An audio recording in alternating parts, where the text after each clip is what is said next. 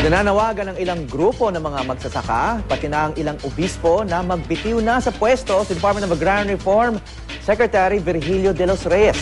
Dahil ito sa umano'y mabagal na proseso ng pamamahagi ng lupa sa ilalim ng Comprehensive Agrarian Reform Program Extension with Reforms o CARPER.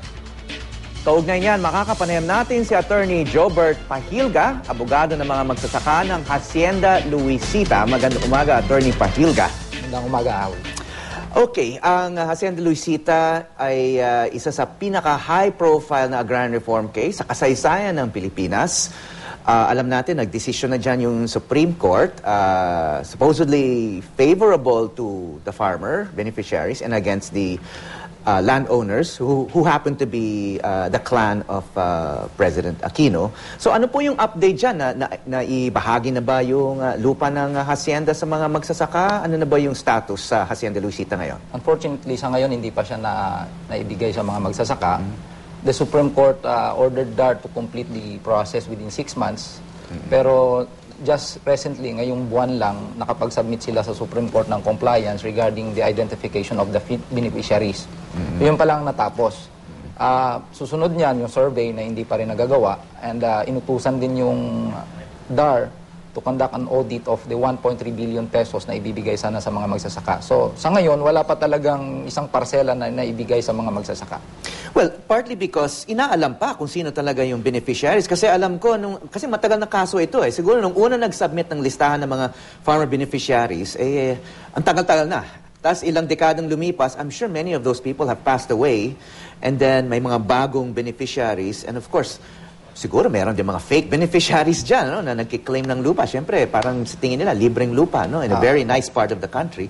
So, nasa control ba yan ng Department of Agrarian Reform sa pamahalaan? Or is that really, talagang matagal yung challenge na yan na magbubuo na ka ng listahan ng libu-libong beneficiaries? Actually, sa tingin namin, nasa control ng DAR yung proseso sa Hacienda Luisita Incorporated. Because una, meron na sila dapat listahan yan kung sino yung mga farmer beneficiaries. Kasi so sila dapat na nagpo-process nito. Yes. Inaalam nila kung sino yung legitimate claimants. Yes, because DAR should have the list ng 1989 farm workers na siya yung mga original beneficiaries. Pero ang tagal na nga nun. So, paano kung wala na, patay na yung iba? They should look at the list, compare it doon sa mga nagpapa-interview, and kung mga namatay na, hanapin na lang nila yung mga heirs. Yung mga heirs, so mamamana nila yung pwesto doon sa list. Okay. Yes. So, you agree with this perception nga na, o yung accusation na mabagal yung agrarian reform program sa ilalim ng Aquino administration? Hindi lang sa ilalim ng Aquino administration. In fact, previous administrations have the same record. Una kasi, sa tingin namin, hindi problema yung tao na nag-i-implement ng agrarian reform program, but the law itself. Kasi marami siyang loopholes. Una, nandyan yung exclusion and exemption. Yung mga landowners has the right to petition for exclusion of their land holdings from agrarian reform coverage. Nasa Section 10 yan ng Republic Act 6657. So once na nagbigay ang DAR ng notice of coverage sa landowner, pwede nila i-question ito, sabihin na exempted yan, excluded yan. Ano ba yung mga exempted na lupa? Una-una dyan, yung ginagamit sa military reservation, yung mga rancho, orchards, di ba parang may mga exemptions dyan? Merong mga exemptions, yung mga 18 degrees slope daw na hindi develop, used for educational and religious purposes, etc. Pero ang pinakamalaki dyan, yung those lands that were reclassified prior to June 15 of 1988, na sinabi ng Korte Suprema in the case of Natalia Realty versus Court of Appeals, na pag yan, kahit ay irrigated rice land, sa ngayon, ang gamit, kung yan ay reclassified prior to June 15 of 1988, they are not considered agricultural land. So they are exempted from coverage and distribution to the farmer. So ang sinasabi mo, baka hindi problema si Secretary de los Reyes, pero yung batas mismo. So kahit sinong nakapwesto dyan, kung hindi maamendyahan yung batas, ay magiging mabagal ang proseso. So it's the loopholes in the law that have slowed down the process and not necessarily the person in charge of implementing the law. So ano kaya, yung mga kritiko kaya, are they barking up the wrong tree? Baka yung Kongreso dapat ang kulitin nila tungkol dito para amendyahan tong batas. Pero there's not much time, no? Kailan ba yung deadline nito? June or July 2014? Yes. Ano bang, so after the deadline, di na pwede magbigay ng notice of coverage, wala na distribution. Ano ba ang ibig sabihin ng deadline na to? Yung after ng 2014, hindi na pwedeng mag-distribute yung o magbigay ng notice of coverage ang Department of Agrarian Reform sa mga land holdings na up 5 hectares and above. Yung mga nabigyan na ng notice of coverage ay patuloy na ipoprocess until such time na maklear na ito for distribution sa mga farmers. But the problem is, the notice of coverage per se is not an assurance na madidistribute ito sa farmers dahil una, pwede nga mag-contest yung landlord.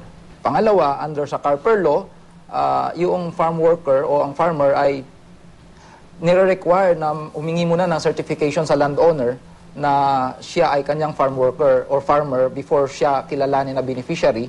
And second, the farm worker should make an oath that he should pay the amortization. And kung hindi siya makapagbayad ng 3 aggregate yearly amortization, makakancel yung kanyang CLOA, mababalik yung lupa sa landowner o di kaya sa gobyerno. Okay, nasa linya na raw si DAR Secretary Gil de los Reyes. Baka pwede tayong mag-usap na lang maya-maya. Pero makakapanayam natin mismo ang kalihim. Magandang umaga po, Secretary de los Reyes. Magandang umaga po, magandang umaga Howie at saka kay Atty. Jobert Pahilga. Yeah. Mr. Secretary, may panawagan po para magbitiw kayo sa pwesto. Ano po ang reaction niyo po rito? Well, ang reaksyon ko po rito hanggat may tiwala po ang ating Pangulo at nandito tayo sa posisyon natin ay ipatutupad ko po kung anong dapat natin ipatupad sa batas. Okay, sinabi kasi ni spokesperson ng Malacanang kahapon, si Abigail Valte, na yun nga, may trust nga yung Pangulo at may challenges daw sa pag-distribute ng mga lupa na mukhang baka wala naman sa inyong control. Ano ba yung tinutukan niya mga challenges sa pag-distribute, lalo na yung mga privately owned land? Well, unang-una po, gawa nga po ng sinasabi natin, ang mga pinamahagi po ng mga unang panahon, ng mga nakaraang panahon ay government-owned land, settlement, at saka po yung voluntary land transfer. At saka yung mga voluntary offer to sell. Ang natira po dito sa administrasyon natin ito, ay 61% po ay compulsory acquisition at tapos private land pa. So pagka po ito private land, sapagkat ito babayaran ng pamahalaan, kailangan po nating katuwang ang DNR at saka LRA at saka po ang Land Bank para po masigurado na yung titulo ng pinamamahagi natin na ililipat natin sa mga magsasaka ay tama yung mga titulong yan. Kaya ito pong mga ganitong balakid ay wala naman doon sa dating pinamamahagi. Kaya po ginawa natin kasabay ang DNR, LRA at saka Land Bank, binago po natin yung mga ilang sistema para po mapabilis natin ang pamamahagi ng lupa. So, ang sinasabi niyo, yung government-owned lands, walang ganitong klaseng komplikasyon? Wala po, sapagkat ito po ay walang titulo at ang unang maglalagay ng titulo ay yung DAR, kasabay natin ng DNR. Kaya hindi na po natin kailangan checkin yung mga nakaraang titulo. Ito po mga compulsory acquisition ay kailangan nating i-verify yon at kailangan nating ayusin yung mga problema doon sa technical description. Kaya po medyo bumabagal yung ating sistema doon. Pero confident po tayo na yung mga reformang pinatupad ng DNR at saka ng LRA at saka ng TAR sa mga susunod na buwan at taon ay mas mapapabilis po natin ang land acquisition. Okay, so but so far, ilan na ba yung mga farmer beneficiaries ang nabibigyan ng lupa sa ilalim ng Aquino administration? Well, sa kabuuan po, lahat-lahat mula na nag-umpisa tayo ay mga 2.3 to 2.5 million beneficiaries ang napamigyan na ng lupa sa ilalim po ng CARP, sa DAR CARP. At ito po naman sa panahon ng ating Pangulong Aquino, mula po ng 2010 hanggang 2012, ay humigit kumulang po ng 300,000 na yung ating napamahagi na lupa, both government land at saka private land. So meron po tayo mga estimate ng mga 100 to 160,000 beneficiaries. Yeah. Kasi mga average size po ay mga 2 hectares. Okay, well, speaking of President Aquino, the highest profile agrarian reform case po, yung sa Hacienda Luisita, ang sinasabi po ni Attorney Pahilga, hanggang ngayon hindi pa raw nadidistribute ang lupa sa mga farmer beneficiaries. Sa inyong pananaw po, ano po yung pinakamalaking obstacle dito o issue kung bakit hindi pa na-redistribute ang Hacienda Luisita?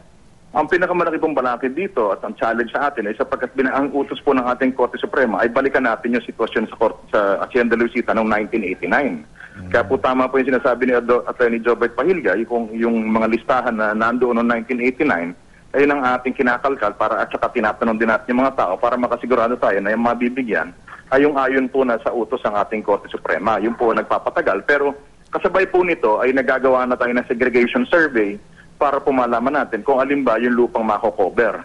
Kaya po, yun po ay tuloy-tuloy yung segregation survey na ginagawa ngayon at pagkatapos po ng segregation survey, ilalabas na rin yung valuation.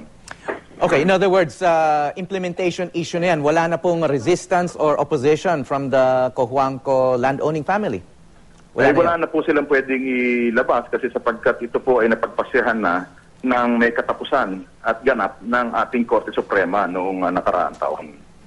So, si Attorney Pahilga may nabanggit na mga loopholes daw sa batas. Ang sinasabi niya, kahit sino raw nasa pwesto nyo, magiging mabagal itong proseso dahil nga dito sa mga deficiencies sa batas. Ganon din ba yung inyong pananaw na baka mapabilis itong implementation kung mawala yung mga loopholes na yan? At may pag-asa ba nga mawala yung mga loopholes na yan? Well, unang-una po, yung po sinasabi ni Attorney Pahilga na loopholes ay nakasaad nga doon sa batas. Tulad po ng mga exemption at saka exclusion na tinatawag natin na hindi natin pwedeng i-cover. So hindi po lahat ng lupain basta't may lupa ay pwede nating ma-cover. Sapagkat yung mismong batas ay nagtakda na itong mga ito ay hindi pwedeng i-cover under the Agrarian Reform Program. Kaya nga po, tama yung sinasabi ni Attorney Jobert Pahilga, pag naglabas tayo notice of coverage, pwedeng sabatin at tuligsain ng may-ari ng lupa yung pag-cover ng kanyang lupa.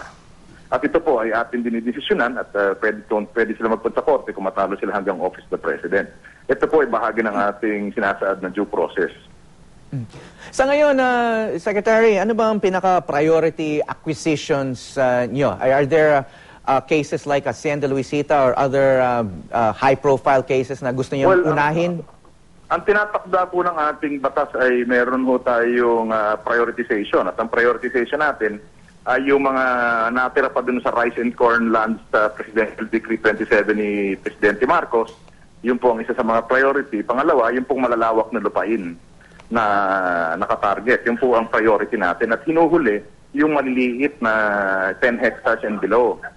Ngayon nga po, gawa noon, yung ating pag-acquire, yung pong balanse na hinihintay na sinasabi nila mabagal, malaking portion po dun, yung 10 hectares and below. Kaya yun, ayon din sa batas na pinasa, yun sa Carper, ay hindi natin pwedeng i-cover hanggang July 1, 2013. Pero ang ginagawa po natin, yung lahat ng lupain na 10 hectares and above, pinapadala natin ng notice of coverage. Dito po katulong natin ng LRA, kasi bago naman kayo padala ng notice of coverage, kailangan makuha namin yung certified true copy ng mga titulo. Okay, anong mga probinsya nakakonsentrate itong mga priority lands? Itong sinasabi yung malalawak na lands at saka yung mga rice and corn lands. Anong mga probinsya ito? Well, meron ho tayong top 25 provinces. At ang nangunguna ho dito sa top 25 ay Negros Occidental, kasama po dyan ang Isabela, Camarines Sur, Masbate, kasama din ho ang Sorsogon, Leyte, Cotabato. So yan po yung mga top 5, top 6 provinces natin. Kaya po doon, doon po naman, doon tayo nagko-concentrate ng ating efforts. Okay, malaking trabaho pa bago ng deadline. Deadline, July 2014. Opo, well, unang-una po, yung deadline na sinasabi, kaya po sinasabi kong hindi naman dapat nating katakutan gano'n yung deadline. Sapagkat dun po mismo sa pinasa ng Carter, ang sinasabi, kung may bukas na kaso by July 1, 2014, ito ay pwedeng ituloy at i-execute beyond July 1, 2014. Kaya po ang ginawa natin ay noong 2012, pinadalhan lahat natin ng notice of coverage para po sigurado tayo na kahit hindi natin ma-acquire at mapamahagi ito bago mag-June 30, 2014, kasi may notice of coverage na pwede pa natin ituloy beyond 2014. Kaya po ang sinabi ng ating Pangulo sa kanyang State of the Nation address ay tatapusin niya ang CARP, ang pamamahagi ng lupa sa ilalim ng CARP by the time he steps down in 2016. So ang sinasabi nyo, kahit nag-deadline na ng July 2014, tuloy pa rin ang land distribution basta may notice of coverage before the deadline. Opo. Tama. Okay, maraming salamat po, Agrarian Reform Secretary Virgilio de los Reyes at Attorney Jobert Pahilga, abogado ng mga magsasaka ng Hacienda. Magandang umaga, Howie at Jobert. Thank you.